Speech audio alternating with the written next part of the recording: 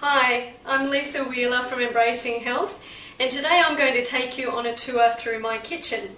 One of the questions I get asked a lot is how to stay on track as a raw foodist, or even someone who's transitioning and including more raw food in their diet.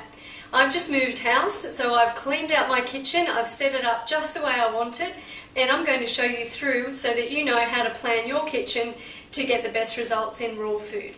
Okay, so first thing I'm going to start with is my jars.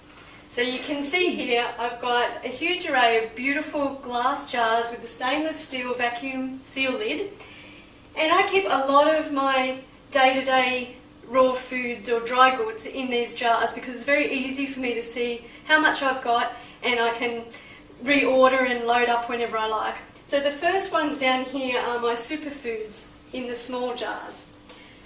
The first one I've got here is bee pollen. I love using bee pollen. It's high in protein and it's a superfood. It's a very healing, anti-aging food. So that's my bee pollen. Here I have Camu Camu, and this is a berry that's very high in vitamin C. So having a little bit poor adrenal function, I like to use vitamin C regularly. So Camu Camu goes in my juices and smoothies. Here we have maca powder. Again, it's a great adrenal boost. It's good for stamina, it balances hormone levels, and is a really lovely one to add into smoothies. Then we have mesquite powder. This one balances blood sugar levels. It's high in protein, and it's quite sweet, so you can add it into dessert recipes or smoothies, and it gives a bit of a sweet flavour. Then we have some white chia seeds, and they're Australian grown organic chia seeds. Very soothing for the lining of the bowel. They bulk out different recipes, like a banana pawpaw puree that I make. You can use chia seeds in that to give it a lovely consistency like a set yogurt. And then we have our spirulina powder at the end, and they're the superfoods that I would use on a more regular basis. So I keep those handy, on the counter. Behind that I have a lot of dry goods, so I'll go through them quickly. You'll be familiar with most of these. So here we have mung beans for sprouting, organic almonds. In here, behind here, is really raw cashews. So these are the hand-shelled ones that are not cooked, so they're not boiled in oil to extract them. They're actually hand-shelled. We have walnuts. Then over here we start into dulse, which is a seaweed, wakame.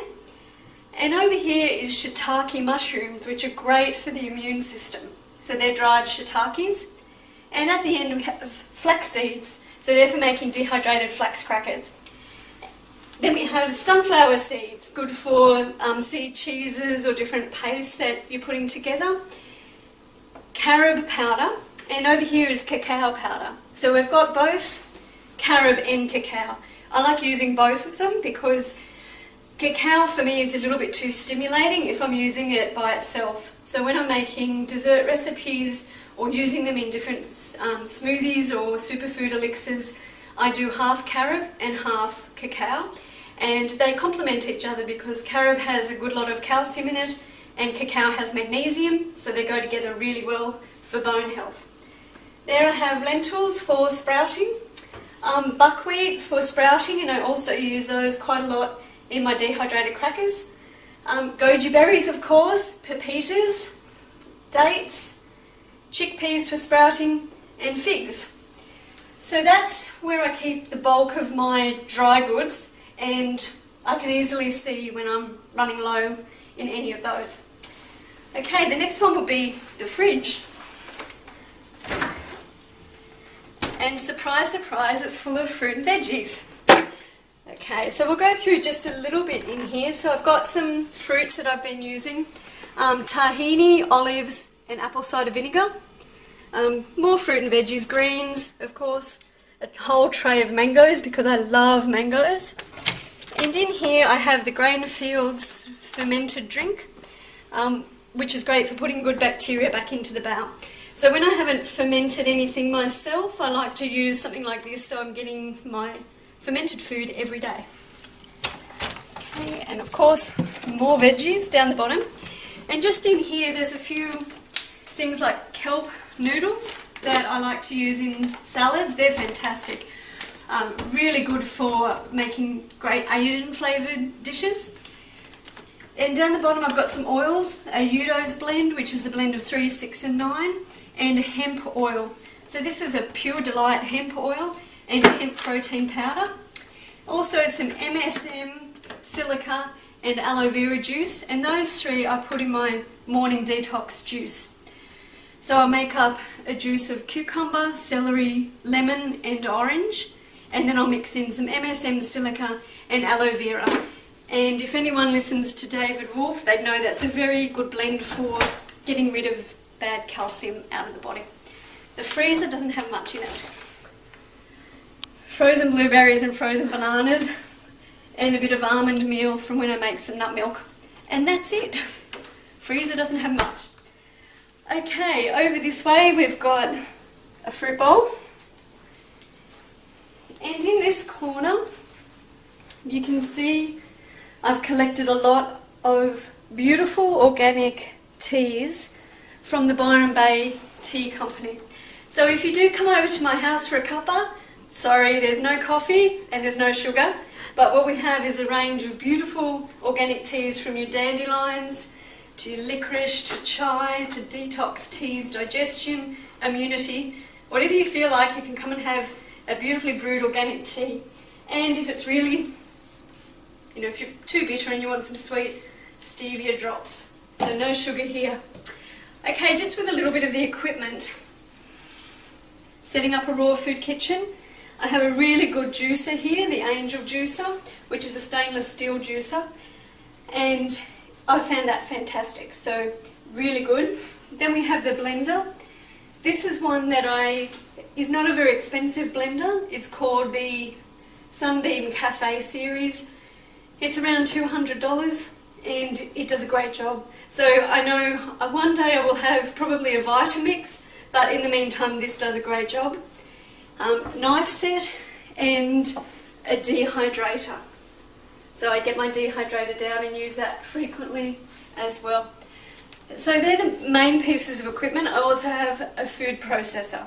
So when you're setting up a raw food kitchen, they're the basics that you really need. So your juicer, blender, dehydrator and food processor. Okay, the pantry.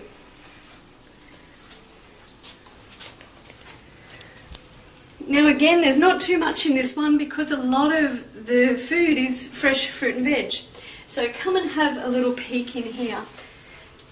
Okay, up here we've got some nori sheets, some dry shiitake mushrooms, some culture starter for when I'm fermenting vegetables, so making a sauerkraut or a cultured beetroot and carrot. So I've got some culture starter, nutritional yeast, and here I've just got some vanilla extract, olive oil and tamari, which is a wheat-free soy-based sauce that is fermented.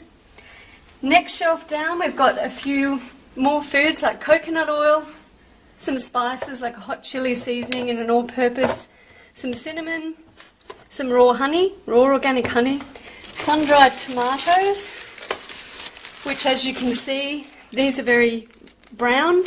So when you see bright red dried tomatoes, they have sulfur on them and they're no good. So we want really brown sun-dried tomatoes. There's some psyllium, some Himalayan salt, chia seeds, and some Loving Earth agave syrup. So there's been a lot said about agave being a really bad product. Loving Earth guarantees theirs is cold pressed and it doesn't have the dangerous factors that come in when it has been heat processed. So if you're going to use a bit of agave, that's the one to get. Down a little bit further, this is where I keep my bulk foods. So when I fill up my jars and I've got them left over, they come in here. So here I've got more flax seeds and almonds and goji berries in that area. And right down the bottom I have some herbs. So this one's reishi mushroom powder, some chaga mushroom powder, some powder arco and cat's claw, different immune herbs that I will brew up and make different elixirs and teas and different medicinal products out of. So the pantry doesn't have that much in it compared to a lot of people's pantries anyway. Okay. Lastly, I'm just going to show you under my sink, because another important factor in health is not using toxic chemicals in the house. So here you can see my cleaning cupboard. So all we have in here is some white vinegar, some bicarb soda, some borax powder, eco-friendly washing up liquid, and some My Essence cleaning products. And that's it. So there's no fly sprays or exit mold or chemicals to speak of. Okay, so I hope you've enjoyed the tour through my kitchen, and with this video I'm going to put underneath a PDF file so you can download a pantry list and you can set up your kitchen just like mine. Thanks.